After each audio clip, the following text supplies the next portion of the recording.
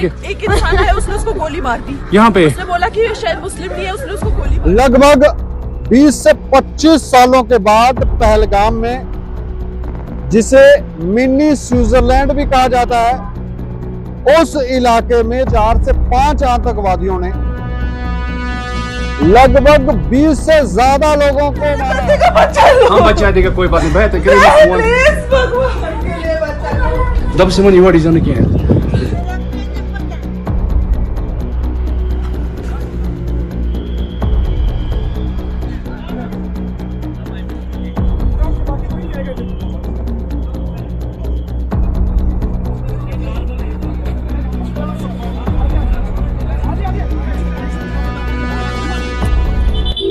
नमस्कार दोस्तों, मैं हूं Deepak Singh, times of state से।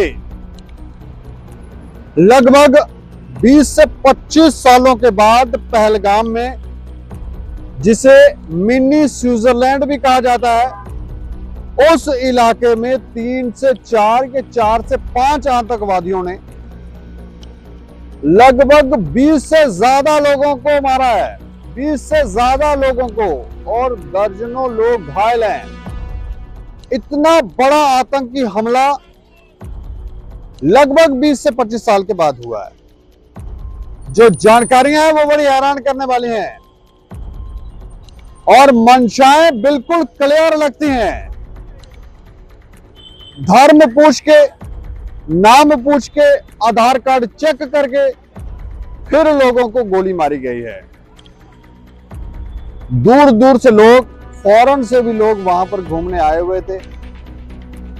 मिनी स्विट्जरलैंड का पूरा उन हवाओं का आनंद ले रहे थे, और ऐसे में अचानक वहां पर दोपहर को आतंकवादी आ धमकते हैं और गोलियां मारते हैं। बताया तो ये भी जा रहा है कि ये आतंकवादी काफी समय तक वहां पर रहे। अब ये घटना कैसे हुई, क्यों, हमारी एजेंसीज को इस बारे में जानकारी नहीं मिली, किसका लूप होल था। और अब गृह मंत्री अमित शाह, उपराज्यपाल, वहां पर पहुंचे हुए हैं, स्थिति का जायजा ले रहे हैं, और लोग मांग करने लगे हैं कि एक बार फिर सर्जिकल स्ट्राइक की आवश्यकता पड़ गई है। यह नरसंहार धारा 370 के बाद शायद ही किसी ने ख्वाब में सोचा होगा। ऑफिशियल कोई कंफर्मेशन देने के लिए भी तैयार नहीं है। कोई बता भी नहीं पा रहा है कि कितने वहां पे मरे हैं, कितने जीवित हैं, कोई पता नहीं लग रहा है। लेकिन कुछ देर पहले ही हमारे सूत्रों ने अपडेट किया है कि 26 लोगों की मौत हो गई है। इस खबर को विस्तार से बताने जा रहे हैं। एक इंसान है, उसने उसको गोली मार दी यहाँ पे। उसने बोला कि शायद मुस्लिम नहीं है, उसने उसको गोली मार दी। नहीं नहीं नहीं, आप टेंशन मत लो। अब बेटा आप यहाँ पे रहो, हम साथ में।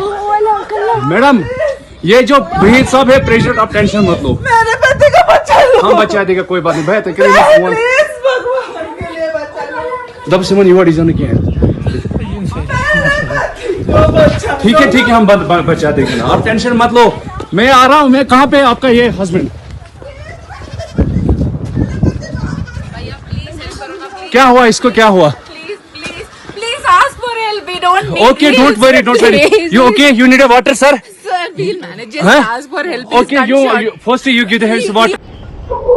कश्मीर की वादियों में आज फिर इंसानियत शर्मसार हुई है। पहलगाम के मिनी स्विट्जरलैंड बेसरण में हुआ हमला अब तक का सबसे बड़ा आतंकी हमला बन गया है। दिन के 3 बजे जब सैलानी परिवार के साथ बेसरण की हरियाली में सुकून ढूंढ रहे थे, तभी अचानक गोलियों की बौछार ने वो नजारा खून और चीखों में बदल दिया।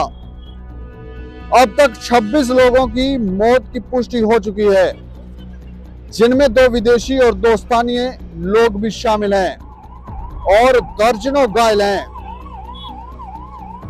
आंखों देखा हाल बता रहा है कि 4 से 5 आतंकियों ने पहले पर्यटकों से नाम पूछा और फिर चुन चुन कर हिंदू सैलानियों को गोलियों से भून दिया। एक महिला ने रोते हुए बताया कि मेरे पति को सर पर गोली मार दी गई। आतंकियों ने पहले नाम पूछा, फिर पहचान पत्र देखा और फिर गोलियां चला दी। एक और महिला चिल्लाई, मैं भी हिंदू हूं, मुझे भी गोली मार दो। आतंकी बोला, जा मोदी को बताना। ये आतंक नहीं, सीधा महजबी सफाया है। जैसे ही ये खबर देश भर में फैली, गृह मंत्री अमित शाह ने पीएम मोदी को सऊदी अरब में जानकारी दी और खुद तुरंत कश्मीर रवाना हो गए। टीआरएफ पाकिस्तान स्थित लश्कर तोयबा का शैडो ग्रुप ने इस नरसंहारक हमले की जिम्मेदारी ली है। ये वही टीआरएफ है जिसने पहले भी कश्मीर में हिंदुओं, कश्मीरी पंडितों और अमरनाथ यात्रियों का निशाना बनाया है। सवाल यह है कि यह पाकिस्तान की चाल है या कश्मीर के अंदर छिपे गद्दारों का गठजोड़। प्रधानमंत्री नरेंद्र मोदी ने कहा कि कायराना हमले के दोषियों को छोड़ा नहीं जाएगा। आतंक के खिलाफ हमारी लड़ाई और मजबूत होगी। कश्मीर के नेता उमर अब्दुल्ला ने कहा, यह हमला हाल के वर्षों में सबसे बड़ा नागरिकों पर हमला है।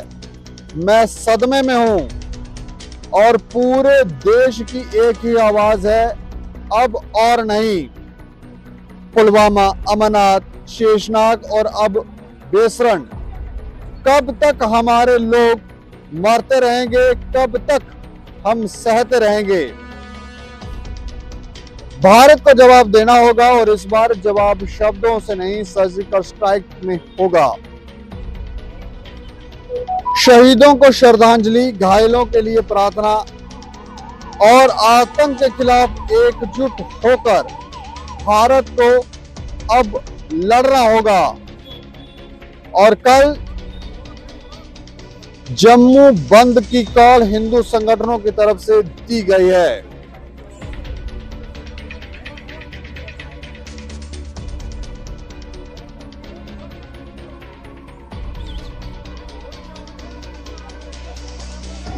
यह हमला उस समय हुआ है जब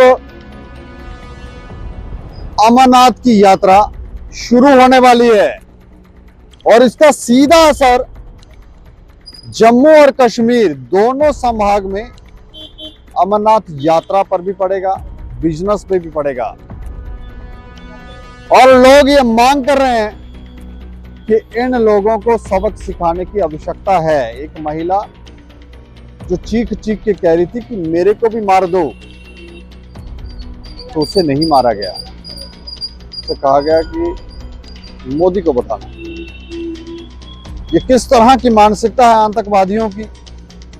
इनमें ये डर और खौफ क्यों नहीं है? क्योंकि हर रोज आतंकवादी मारे जा रहे हैं, उसके बाद भी इनमें डर खौफ क्यों नहीं है? और नई नई रणनीतियां बनाकर ये लोग अलग अलग जगहों पर अटैक कर रहे हैं। कभी कठुआ में करते हैं, कभी हीरानगर में करते हैं, कभी कहीं करते हैं, कभी कहीं करते हैं। और अब तो इन लोगों ने जिस तरह से कायराना हरकत की है, लोगों ने ख्वाब में भी नहीं सोचा होगा, किसी ने ख्वाब में भी नहीं सोचा होगा कि उस इलाका जिसे मिनी स्विट्जरलैंड कहा जाता है, वहां पर आतंकी इस तरह की हरकत कर सकते हैं। जानकारी तो ये है कि वहां पर पैदल यात्रा करके वहां उस इलाके में जाना पड़ता है और वापसी के भी आप सोचेंगे आतंकी अटैक के बाद लोगों को वापस अस्पताल पहुंचाने में कितनी दिक्कत आई होगी। इस खबर के ऊपर आप प्रतिक्रिया रखें और बताएं कि सरकार को इस पर क्या एक्शन लेना चाहिए, क्योंकि गृह मंत्री अमित शाह वहां पर मौके पर हैं। तो बताएं कि क्या एक्शन लेना चाहिए और देखते रहें टाइम्स ऑफ स्टेट। मुझे और मेरे सहयोगी को दें इजाजत। नमस्कार।